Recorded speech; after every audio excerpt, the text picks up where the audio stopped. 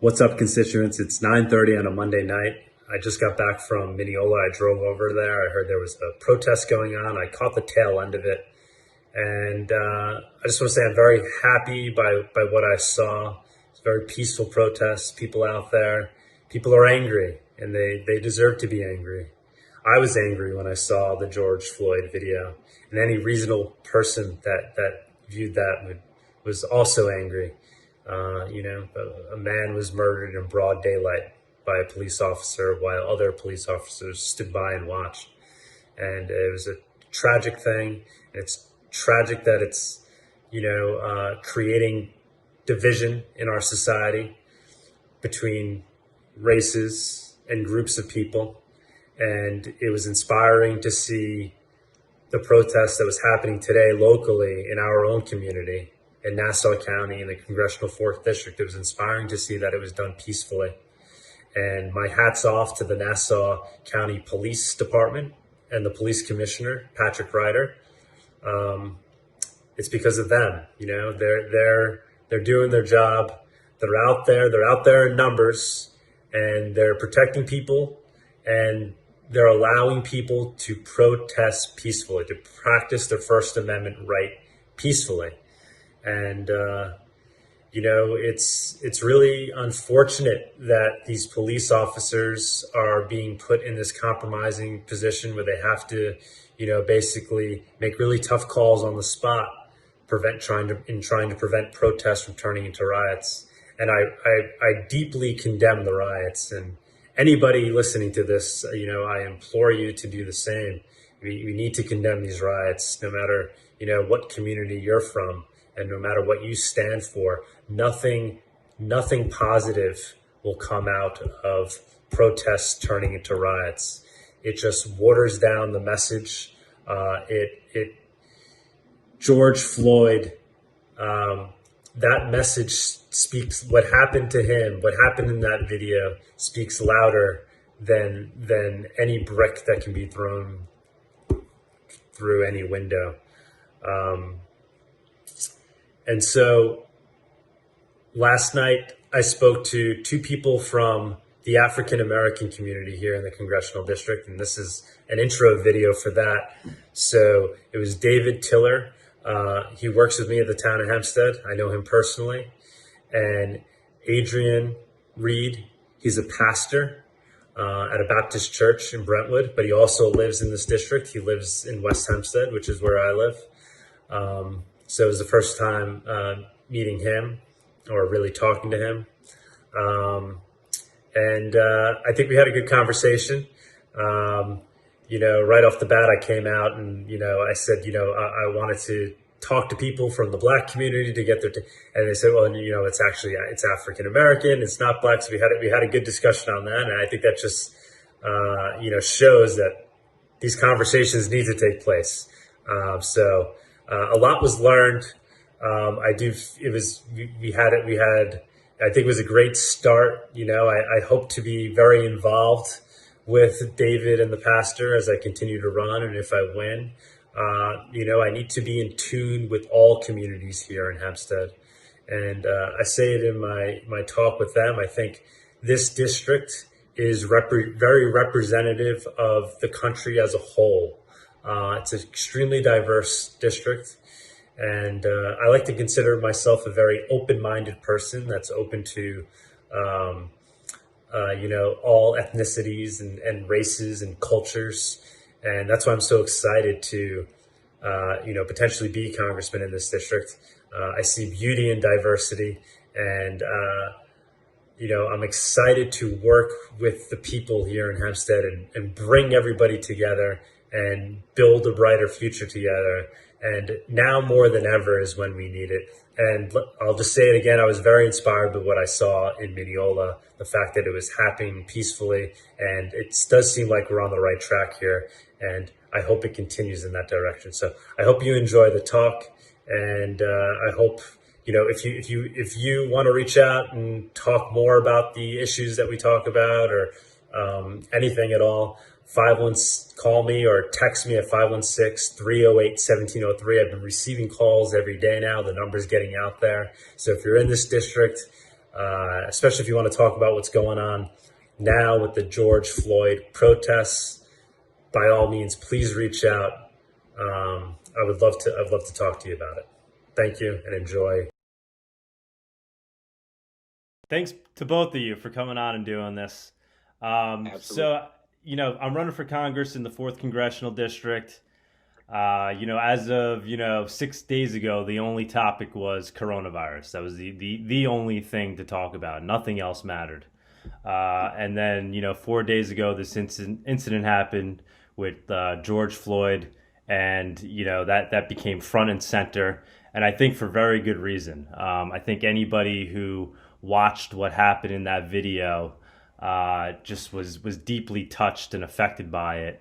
And it was kind of like the shot heard around the world. But now I think what's happening is we're seeing protests unfortunately turn into riots. And I wanted to speak to you guys. You guys are from the Black community, and hear your opinion on it. Your opinion. African American, Mister. African American. African American. What is that? Is that the proper way to address everybody from the community? Tell me what is the proper way? Well, if you don't know, now you know. You see, because Black to us is just the color, and African American defines us as a people. Okay. Reverend, do you take the same line? I mean, because I know it's Black Lives Matter. I know it's it's like. Well, you see, Black Lives Matter. That there is not something that we all agree with as African American people, because we don't consider ourselves as Black. You see, that was something that was created to cause friction between two cultures, the Caucasian culture, Asians. Everybody's involved in this, okay? And so it was something that was created to separate us as all people, not as a people. And it's unfortunate because I've seen video, all right? There's videos online with individuals that aren't of the African American culture or any other minority culture that was running around with painting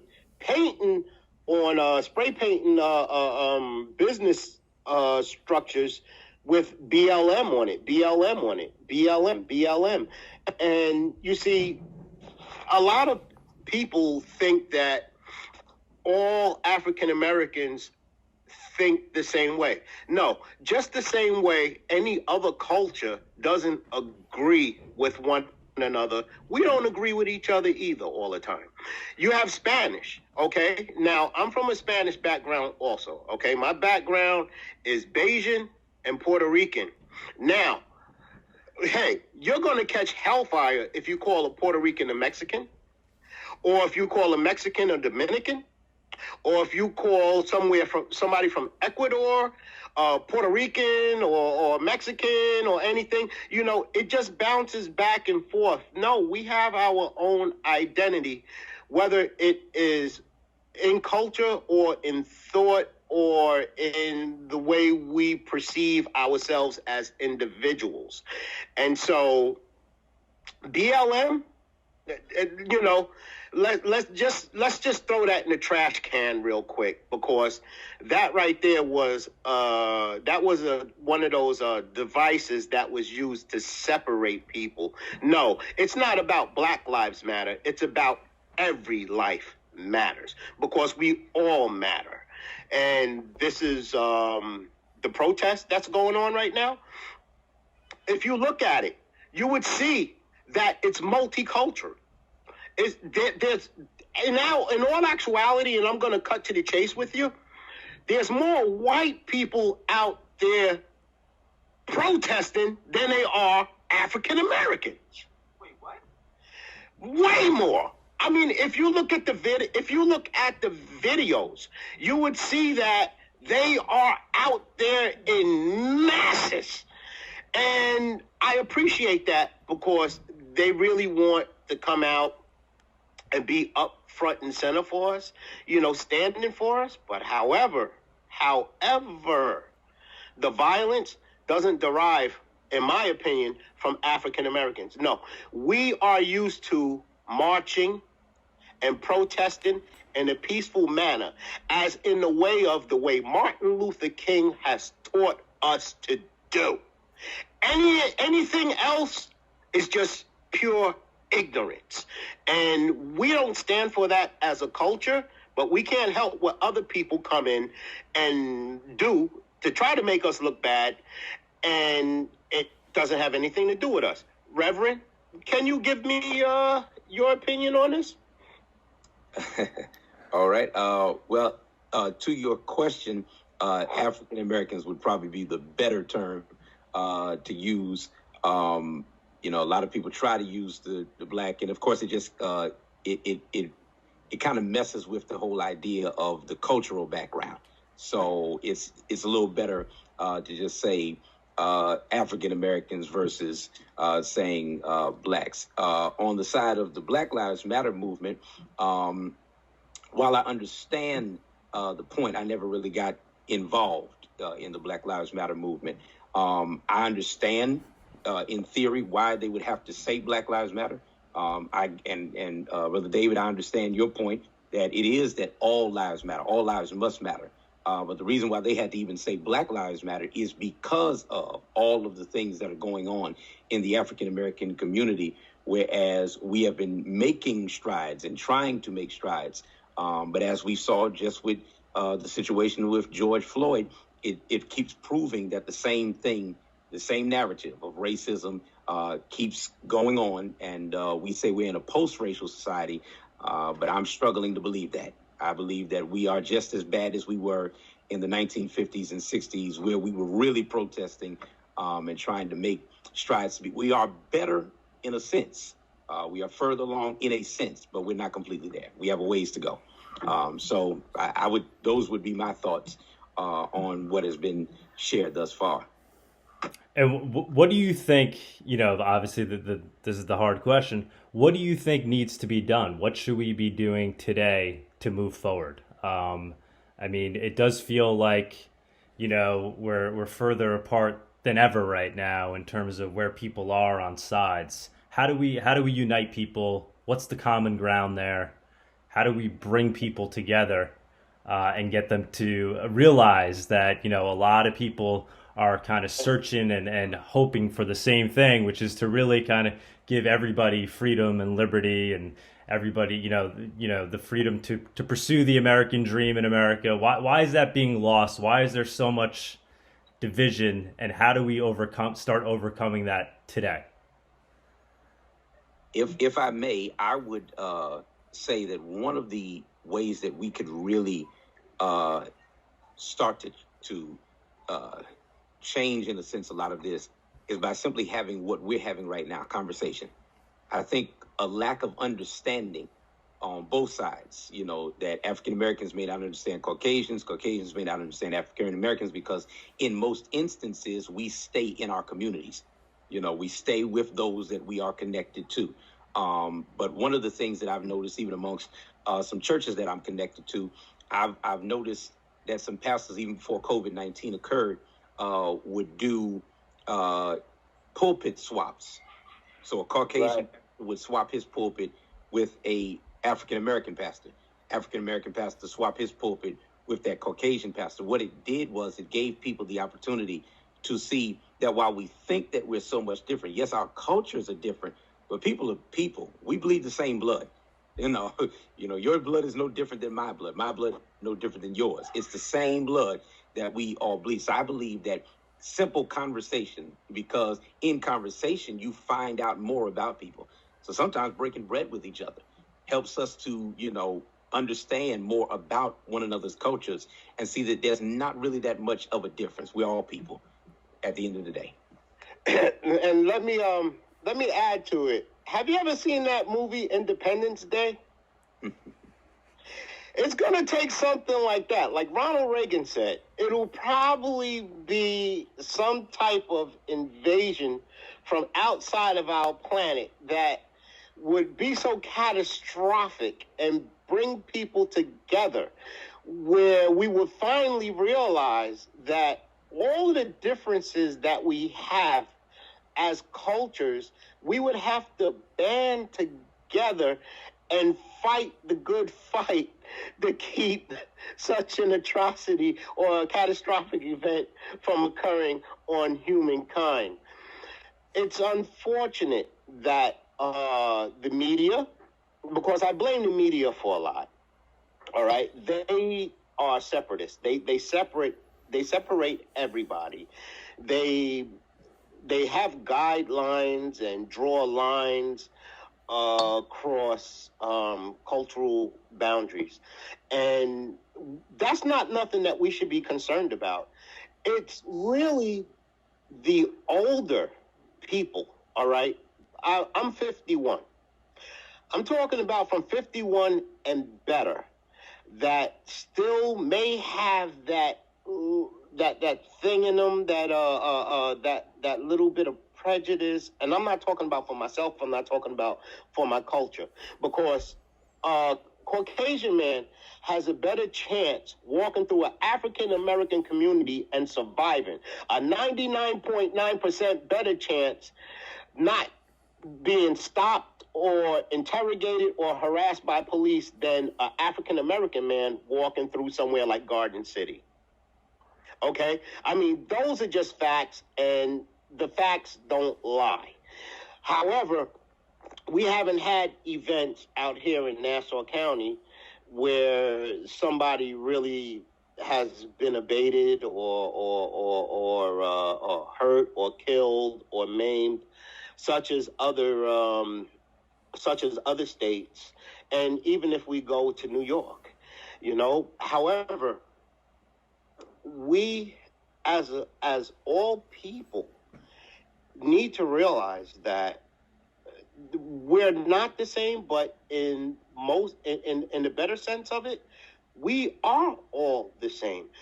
Music, for example, that united all of the young black, white, Asian, Spanish cultures. Music has done that. I mean, for example, you have rappers like Eminem. You have Run DMC back in our days, who crossed over with rock music with Aerosmith. You have, we have this diversity between cultures that already united us.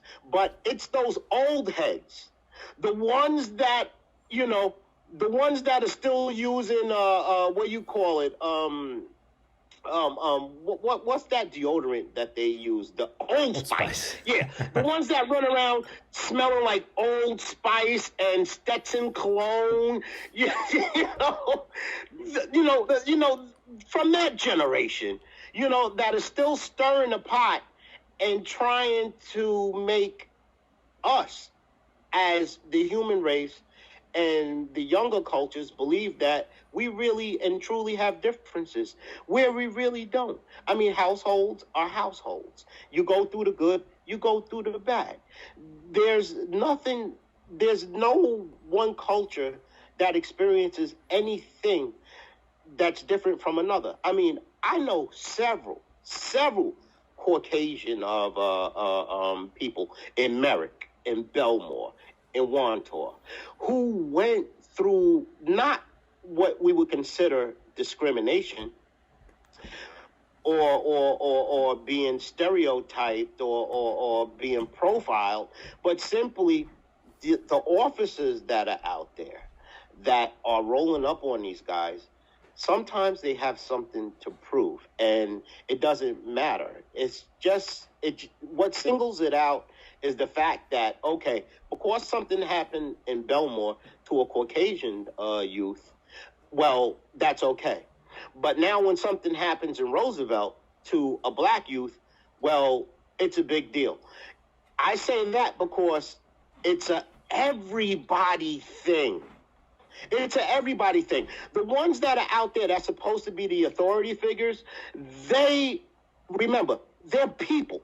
They are people, and people are people, and people need to be corrected, because no matter what position you are, whether you're a governor, whether you're an officer, whether you're the president, vice president, we are not perfect people. Positions of authority doesn't make you better than anybody else. It's your decisiveness.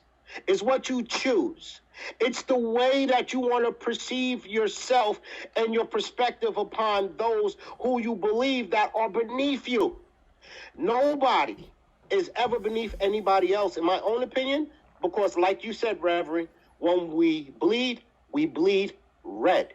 When we die, well, we're not taking nothing with us.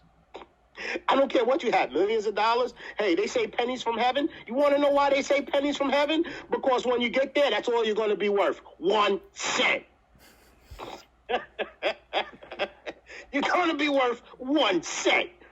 But listen, I just want to focus in on the George Floyd thing for a second. So, I mean, like I said, anybody that was watching that, you know, whether you're white, you're African American, whatever race you are, wherever you're from, anybody who was watching that is a normal human being, you know, reacted in that way of, I can't, this guy, I'm watching somebody being murdered in broad daylight, right? So then why did it go so wrong? Because I feel like so many people agree with that sentiment, you know? And one-on-one, somebody watches that, they agree with that sentiment, right? I don't think there's really and nobody's out there saying, well, you know what, maybe it wasn't murder, maybe there's a reason why. Pretty much everybody is saying, yeah, you know, what happened out there was an extremely disturbing, heart-wrenching thing. Yet here we are, and we have people out there rioting when I feel like so many people would have just agreed and come together and said, you know, that's a horrible thing. So where did we go wrong? How did that go wrong? Why did it go from protests to riots? Do you think there's something else at work there, at play there? Why couldn't we just all have come together over this? Because I feel like anybody one-on-one, any reasonable person, and most people are reasonable, looking at that would say that was a horrible thing. And I feel like that is what most people are saying. Yet now we have people. I'm going to go on you. I'm going to go way back on you, okay? Because remember, us as African Americans, we were born here as slaves, okay? Before we were born here as slaves, you had the natives that lived here in this country that were also brought into captivity, okay? As a culture, we weren't given a fair chance. I mean, I don't know if you heard about Black Wall Street. You know, I don't know if I believe that was in Oklahoma somewhere. One of those states where we had our own oil fields, had our own wealth, we had our own businesses, and guess what? They came in with airplanes and they bombed us, okay? And so that right there speaks for itself. We are tired. No, like the officer that was on that man's neck who killed him, he shouldn't have been that comfortable, where he felt that he was privileged enough to make that happen. No, you know, and we will fight as a people, whether we agree with each other or not. But if something is wrong, we are going to address it. And fortunately, we have enough other individuals from other cultures that are backing it up. That officer, we could go to Rodney King. We could go back to the Civil War.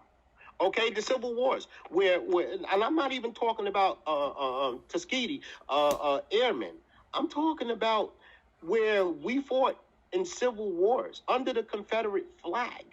And after the war was over, we were still hung from trees. You see, this is really, it's not so much deeply genetic, but it's spiritual.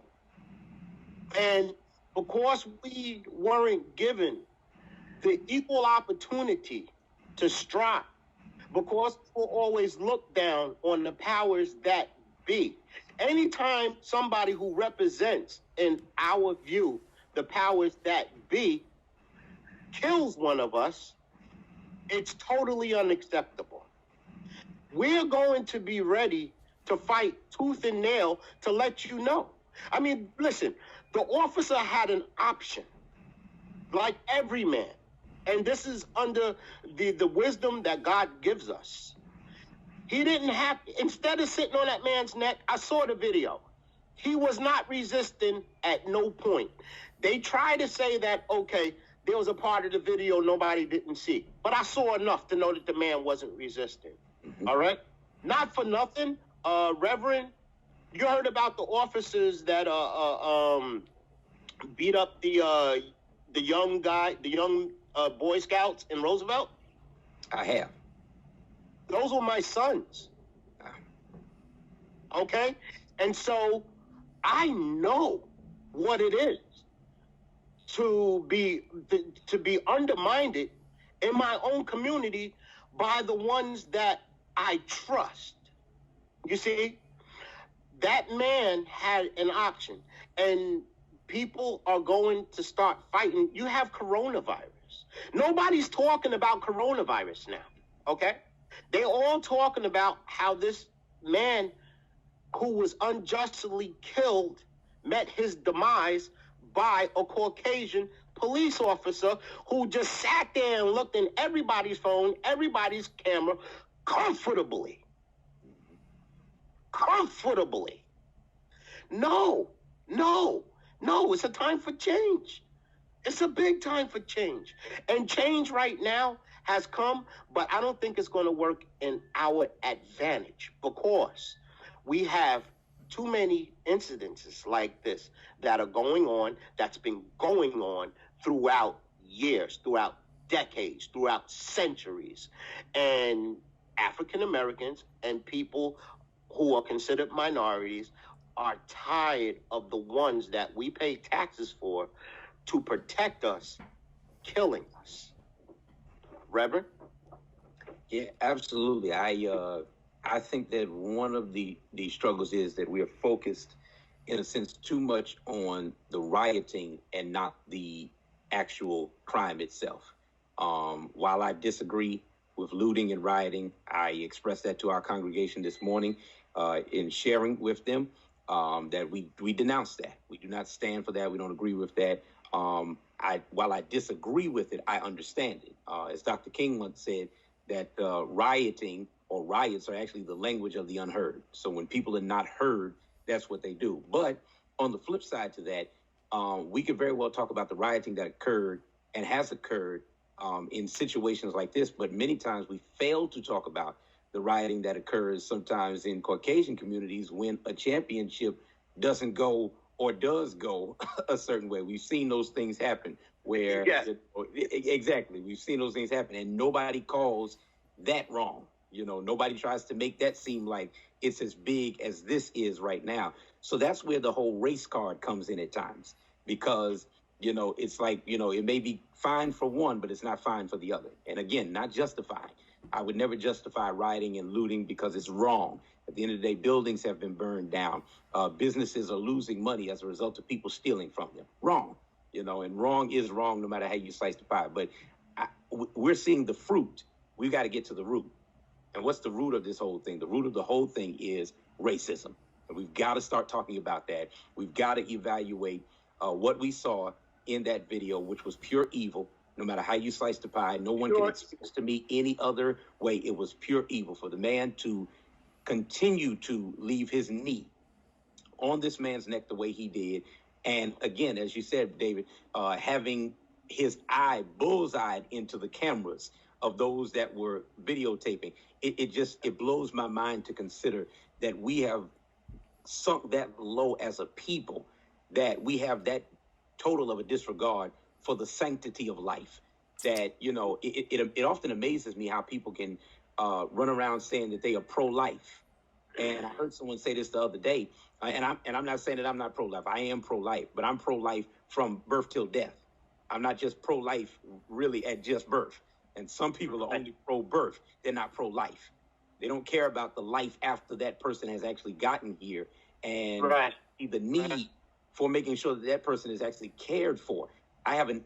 My son is almost 8 months old, and literally I held him this morning as I was preparing to come downstairs to sit in my little office. I'm preaching to my people because of coronavirus, preaching to them from home.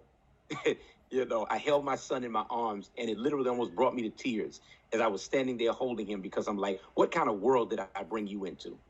You know, it's unfortunate to feel that way. And I can only imagine what my father felt, you know, when my older brother was born in 86, and then myself born in 88, and then, you know, my other siblings being born in 93 and 95. I can only imagine how he felt, you know, and David, how you feel with your children even now. But now that I have a child, it's like my child, he's light skinned. My wife is very fair skinned. So, you know, even amongst our culture, it may be the disparity of, oh, he's not dark skinned, he's light skinned. So they play that sometimes with the complexion issue, you know, and oh, he's almost white and things that. So to have to deal with that in your own race, and then to possibly have to deal with it in the world at large, that is a scary reality. So again, I don't agree with the rioting. I don't agree with the looting. I understand it. I don't agree with it. But I believe that we can't so much focus on that and not focus on what was the cause. The cause was this police officer was derelict in discharging his duty. His duty was arrest the man, not kill the man. Arrest him. You know, if he was posing a threat, arrest him. If I'm correct, when Dylan Roof killed 9 people there in they bought him Burger King. They bought him Burger King. So when we look at all of these things, we don't see the disparities. How it's almost like it's a different game. We're not playing in the same game, and that's the unfortunate part about it. We are playing almost on different stages in different games, and it becomes frustrating for African Americans, and that's why we are responding and we are reacting. While I do not condone it, we are responding and reacting the way we are. Now, am I out there? Absolutely not. You know, I have a church that I have to be concerned about. I have a wife, more importantly, and a son. I'm not going to be out there. You know, I can protest from my home. You know, I can stand with you from my home. And I have to get out there, sure, no problem. But make a donation. Say it again. I'll even make a donation. I mean, to whatever cause. But I'm staying home. Choose to be out there and something go down, and then I run the risk of being arrested or being looked at wrong because I'm in the presence of, you know, and because let's be real, they lump everybody in the same ballpark. I think that we have to really look at the ultimate culprit. The ultimate culprit was this officer who didn't uphold what he was sworn to do, which was to serve and protect. That wasn't protection. You can't protect people and kill them at the same time. No, you can't. And me, as a Mason, I'm Doric 53. Okay. I have several officers that are brothers in my lodge, from Nassau County to New York City. And these are good brothers. And it's unfortunate that one of the brothers was telling me today that he was hit with bricks yesterday down there in New York City. He's a New York City police officer. And I really believe that people need to understand that all officers aren't cut of this cloth, like this man who killed this gentleman. You know, and we shouldn't let one bad apple spoil a whole bunch.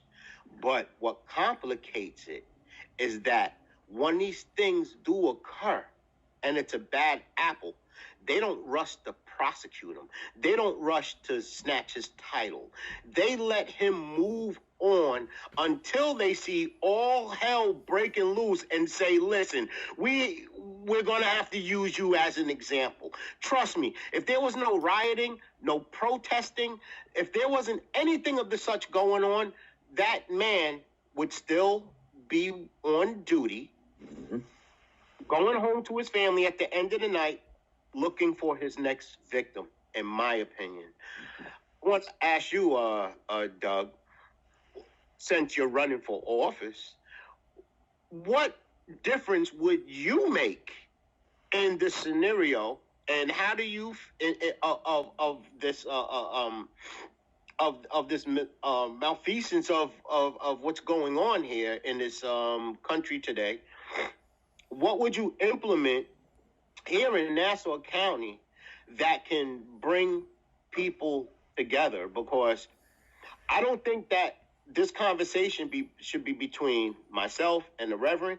I want to hear more of you. 100%. I want to hear what qualifies you and what brings you to the pulpit to help people have confidence in the fact that you can make a difference. No, not one man could do it alone, okay? Don't think I'm putting you on the spot, because I know one man can't do it alone. But what do you think you can do? I would open up to make a difference. Go ahead. Yeah, I mean, I would open up the channels of communication, which is what I'm trying to do here, and it's kind of what we talked about. Because at the end of the day, I think that's really what has to happen, right? So, like I said, I think that anybody that sees that saw that video agrees that most anybody, right? Most anybody that we're calling reasonable, most of the constituents that live in the congressional 4th district, I know most of them would say that was a horrible thing, that was murder, right? And then where the communication gets lost is because I can't speak for everybody, and I hope, fingers crossed, that everybody would agree with that, right? But where communication gets lost is when you then see the reaction and you see protests turn into riots, right? And then it becomes more difficult to convince the other side, whoever we're calling the other side, to find the reasonableness in it.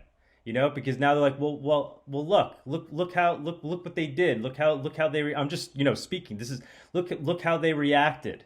And so what I really think needs to happen is, like we said, there just needs to be more conversation.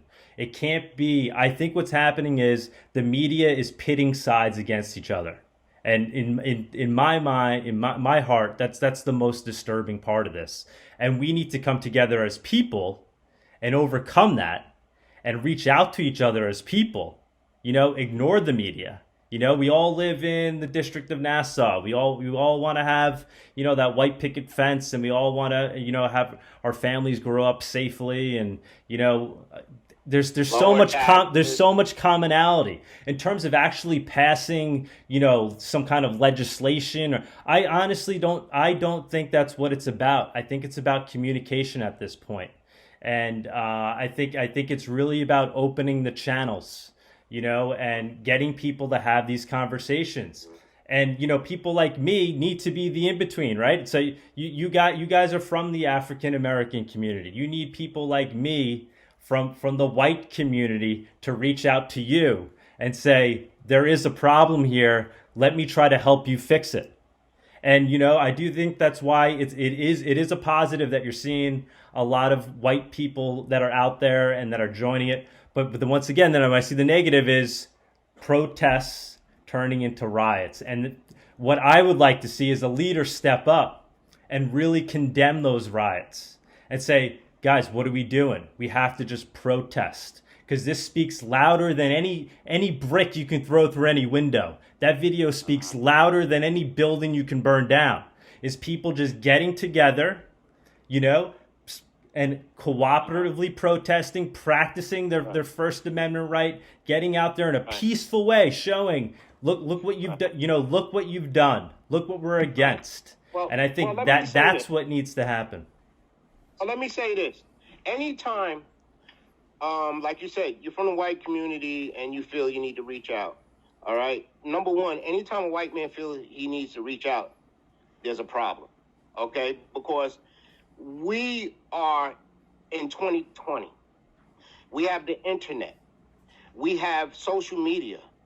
Everybody understands one another. It's all about who's willing to do something right and who has the audacity to do something wrong. That's what it's about right now. Nobody has to reach out to anybody. It's all about doing the right thing by a people who are considered by another community to be less than. You see, if we weren't considered to be less than a people than the Caucasian community, there wouldn't be no need to reach out, because there will be equal opportunity.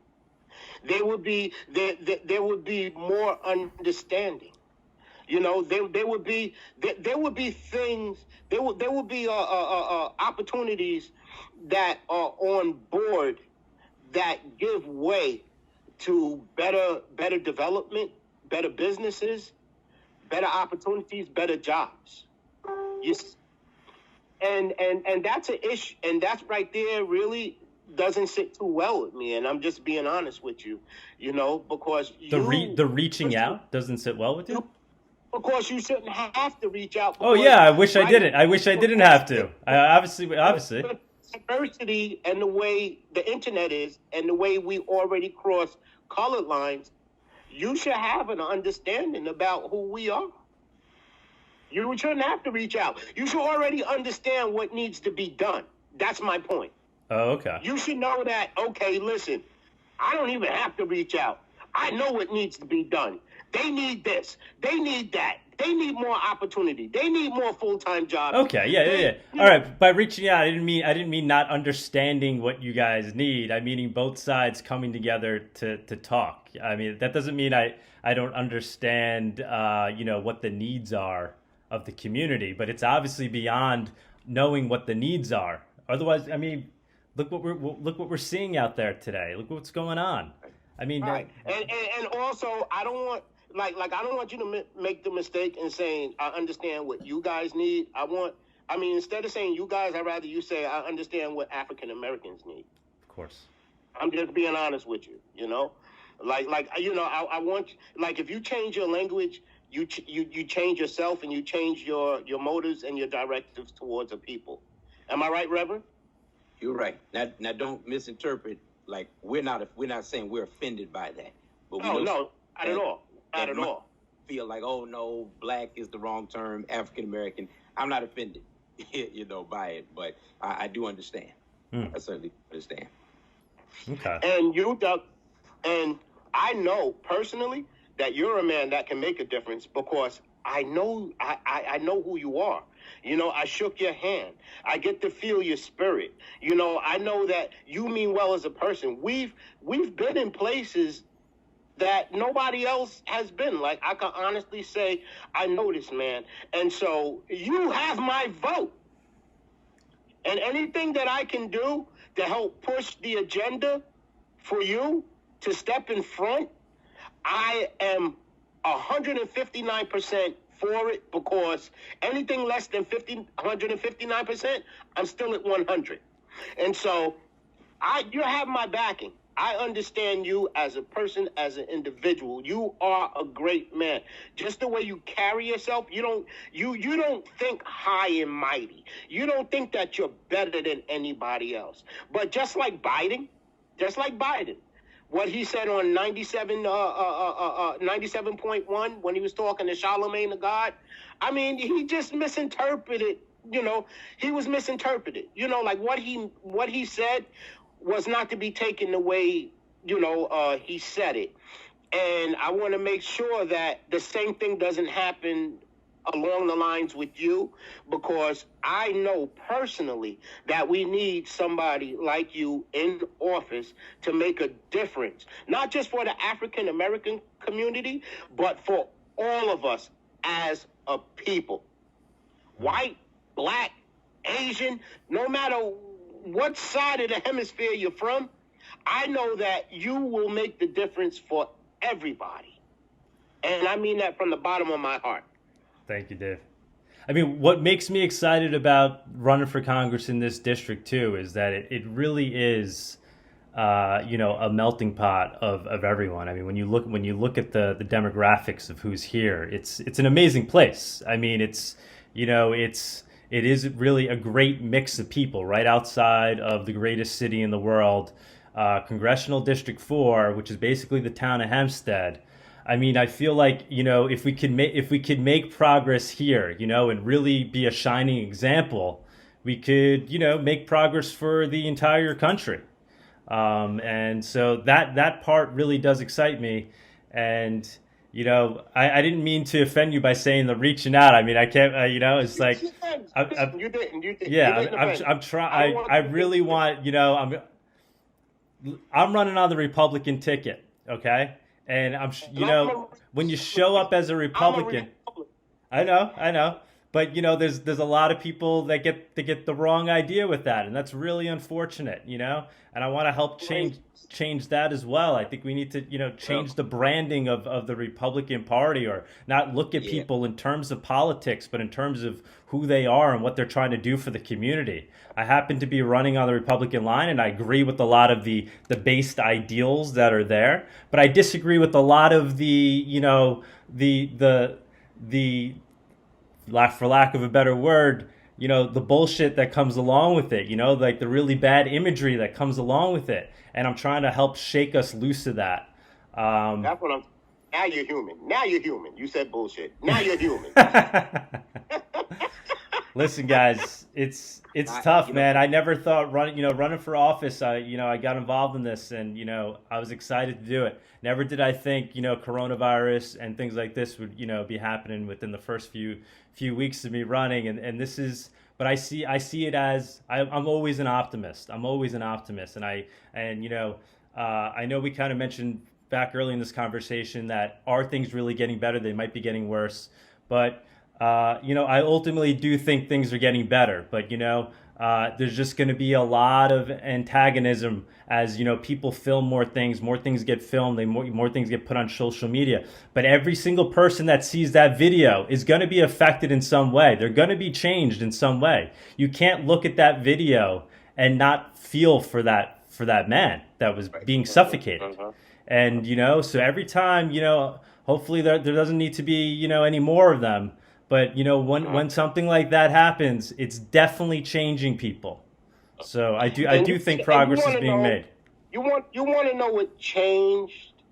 Like, it hasn't changed our view or our perspective on what's been going on, because the same thing that happened to that man out there in Minnesota has been happening forever. It's been happening forever. What changed it is that more people from different cultures are now involving themselves. It's being filmed now. However, the downside of it all is that there's people from other cultures thinking that they are standing for our ideals and personally how we feel as a people. Let me go back to the video. With somebody with two Caucasian women spray painting on businesses BLM, and on the video it's posted on my Facebook page. Dave RMD Tillery, Dave RMD Ray Made Dave Tillery. You would see it. It's public, and there's people from our culture saying, like, listen, don't do that. In New York City, okay? New York City, there was African Americans that were telling other people stop looting. Now, what's disturbing is that when it comes down to the looting thing, they believe that it's all African American, where the greatest invention that tells on people, that's an all-tell story, is the cell phone. Because every cell phone has a recorder on it, and they're catching people from other cultures looting. It's not, they really need to stop saying when things go wrong, when things go astray, that it's all about African American, because it's not. It's not. It's more of other cultures coming in on their agenda to take down the African American community. Even in Minnesota, there's so many video clips out there that have other people from other places. I'm talking about, they have more people in Minnesota marching than they have people who live in Minnesota. Where did these people come from? You see, there's a greater agenda here that's going on. We have the COVID. Now, I'm touching back on what you were talking about. We have the COVID, okay?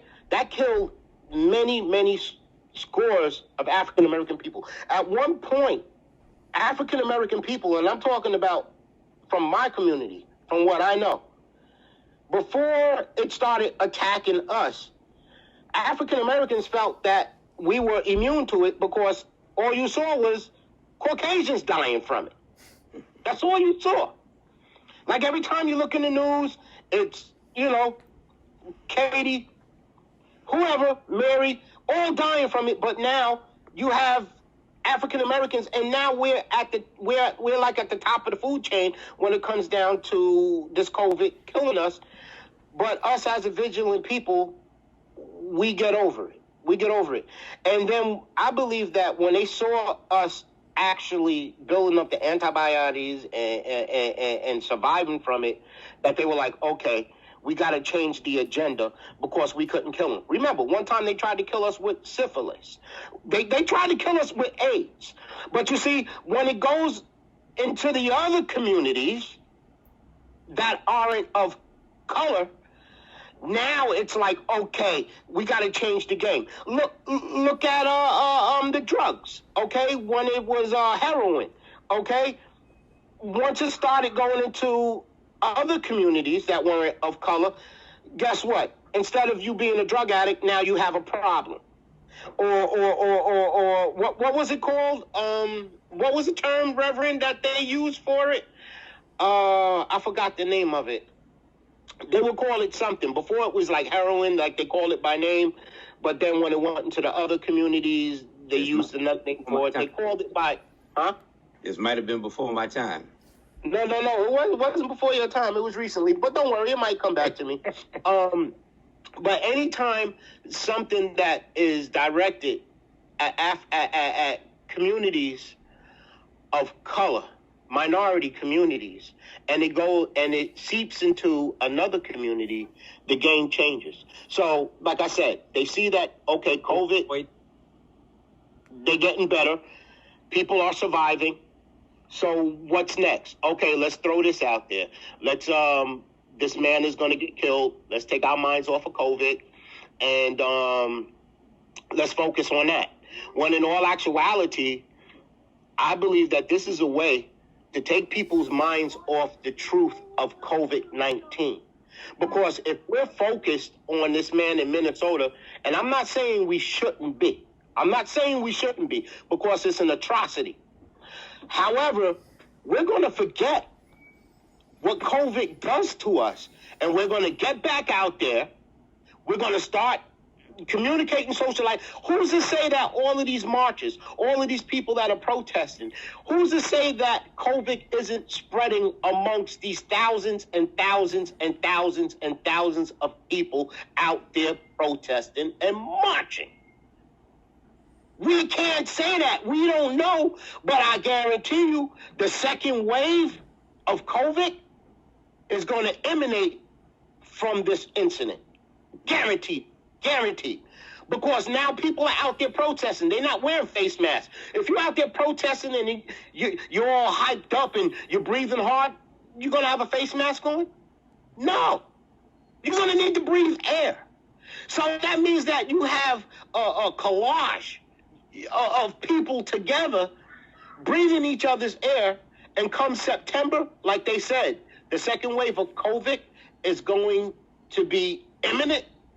I see exactly what the agenda is. I see exactly how it's going to happen, because you have thousands of people in California, thousands of people in Union Square, New York, thousands of people in Texas, thousands of people in Florida, thousands of people in Atlanta. They are all breathing each other's air again.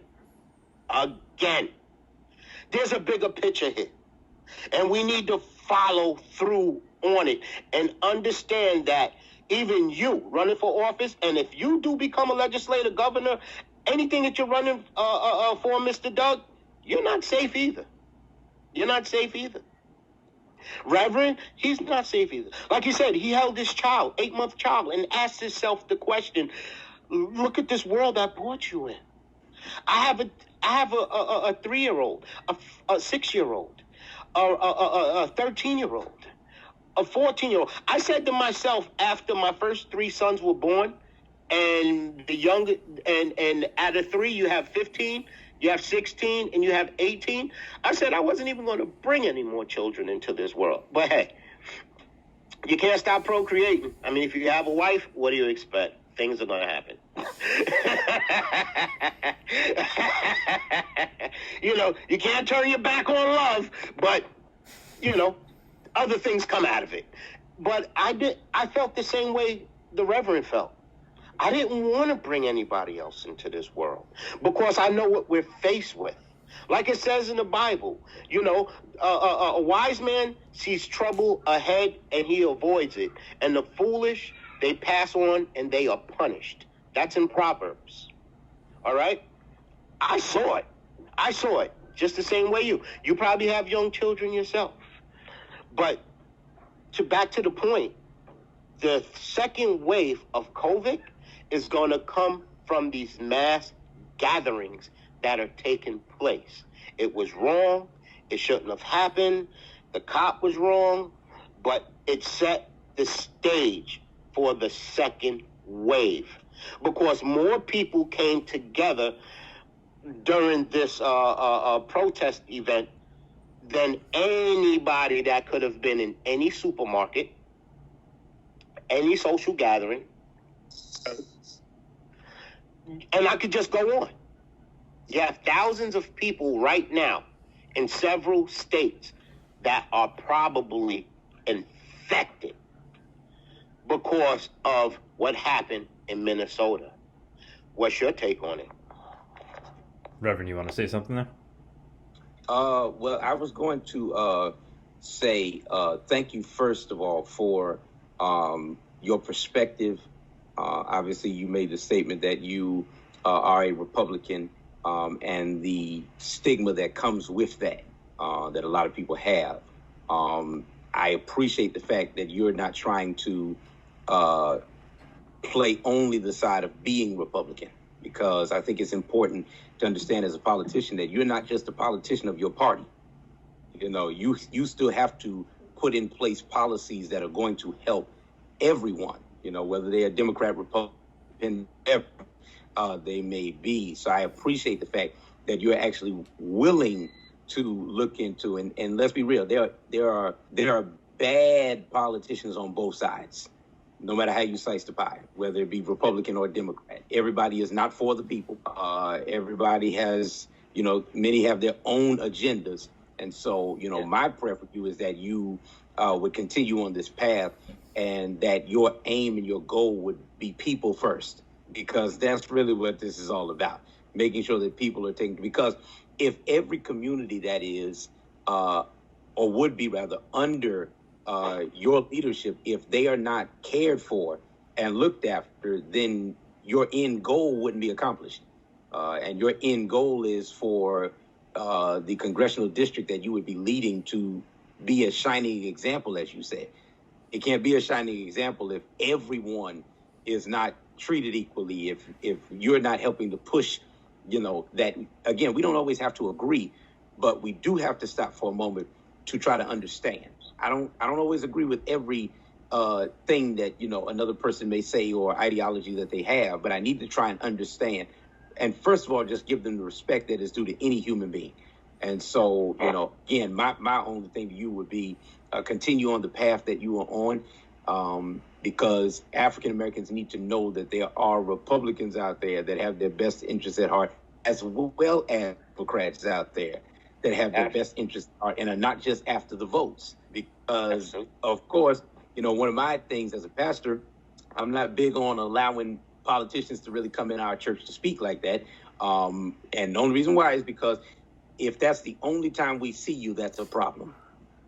If that's the only time we hear from you, that is a problem. So I'm not going to give you, you know, airtime on during my Sunday morning worship for you to come and, you know, share whatever with our people, and then they don't see you again. They don't hear from you again. So, you know, being actively engaged and involved in the communities in which you would be, you know, called to serve and lead, I think that would be important, you know. And again, like I said, it's conversation, you know, and I mean just general conversation. Sometimes we don't realize the importance of just sitting down, having a cup of coffee with somebody at Starbucks that may not be of the same race as you, and y'all just talking. We would realize we have more similarities than we have differences if we just did that. And so, my challenge to you would be, hey, start in that avenue. Start with that. So to really get people to understand and know that, hey, you want people to see your heart, because when they're able to see your heart, then they can trust you. And that would be my only encouragement to you. And I know he has a good heart. I know that for sure. I know that. That's a good thing. I'm actually glad to hear that. It's kind of rare to hear that around. And I'm not saying it. And I'm not saying that.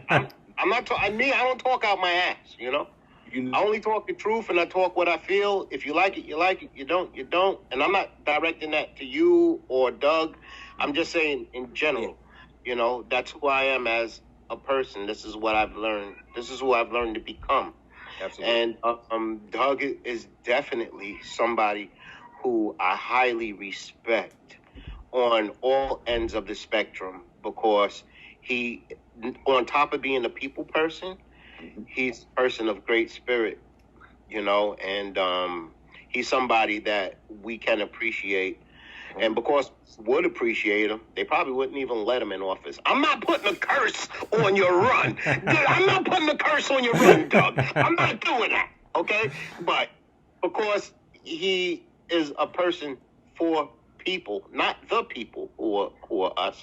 We are the people, but for people, they probably give you a hard time, Doug. They probably give you a hard time. It's not going to be easy. Listen, gentlemen, do you think there's a way maybe we can continue this? We could maybe have another talk again, in the next few weeks or something. I mean, maybe that's a good way to keep the channels open, Let's continue. Let's continue. Yeah, I'm all for it. You have my cell number, so you just let me know when you are ready to do so. Hey, man, I'm at your disposal, and I want to see. I really want to see our world change, and my prep that you would be that change agent. You be that voice. If it so happens that you become the congressman, that would be great. That would help us, in a sense to move forward with some things. So, conversation is good. It's healthy and it's helpful. So, thank you, gentlemen. Anything you think I should be doing today that where I can really help with what's happening right now? I mean, what do you think I should be doing as a candidate today with everything that's with what's happening right now? I mean, we're literally seeing protests break out. I'm sure there'll be some even. I don't think there's been any in our district yet, but I'm sure there will be.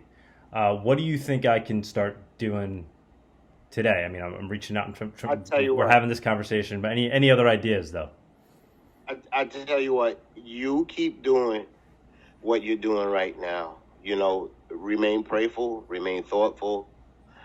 And keep yourself focused on your goal. Because right now, in all honesty, there's nothing you can do. Because things are too far out of control. Right now, you're not yet in a position where you can actually make a difference.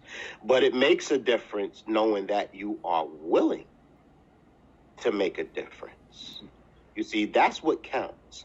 We don't want to hear about somebody who's all talk and no action. And then like Reverend said, he said he doesn't want to give anybody his platform. You come to the church and, and you speak, gives you time, and then that's a problem, because you're not a part of it. However, I don't expect you. I mean, it's erroneous to believe that one man could be in every church all the time. I mean, it's just not possible. But there are ways that you can reach out to the community by showing up at events. Mm-hmm. Information is infinite. And so if you speak to the ref and say, hey, listen, what you guys got going on, Let me see if I could come down, have some input, make a difference. You could speak to me, RMD Food of Interest. Dave, hey, what can I do? Because, I'm very well connected. You already know that. You know that Councilwoman Goolsby, that's my aunt. If you didn't know, you know now. No, I didn't know she was Right, well, you know now. But you see, I don't cross lines, though. I want people to respect me for me. Not because I'm under somebody else, no matter if it's my grandmother, my aunt, cousins, nephew. I could be related to Martin Luther King. I wouldn't even tell you because I want you to respect me for me. I make my own, I carve my own path. You see, just like you're doing right now, Doug. And the difference that you can make is just sit back, observe, and wait for this thing to blow over because all storms pass. But when the storm passes, don't remain dormant. Don't go away with the storm. You don't have to beat war drums and keep things stirred up, but make yourself visible. Let people know who you are, especially the good person that I know that you are. Especially, you can make a difference, and all you have to do is just ask. Don't think that there's going to be any day that you couldn't ask Reverend, hey, some advice. Don't think that there's not a day that you can't ask me my own personal opinion because of who I'm involved with. We need somebody like you, and I feel in my heart that you are the man that once God gives you the position, that you are going to manipulate it, not for yourself, but for the embetterment and the empowerment of all people. And that's what counts. This is what counts, Doug. Thank you, gentlemen. Absolutely. Thank you, guys. Anything else you guys want to mention before we cut it off? Yeah, make sure you guys like the RMD Food Adventure page and check out my food reviews. RMD as in Ray May Dave, but it's RMD Romance D. Make sure you like the page. I just put up another video. Enjoy my videos on Facebook or YouTube, and you can catch me on Instagram, but you can catch me on either or Facebook or YouTube and enjoy some of the funniest food reviews that you can ever see.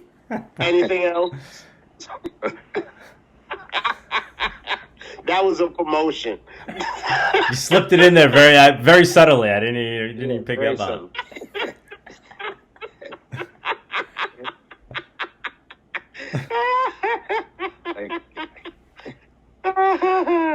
But I certainly look forward to the next conversation.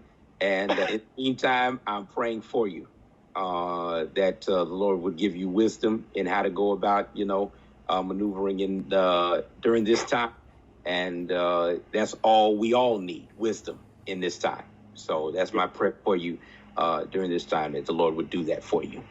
All right. Thank you, gentlemen. I appreciate it. Absolutely. Thanks for taking the time, too. Really appreciate it. All right, guys. Doug, make sure you give the Reverend my phone number. I like to speak to him on a personal basis, okay? Of course. Thank you. All right, guys. See you around town. Thank you. You guys take care. All right. All right. God bless. Bye. Bye-bye.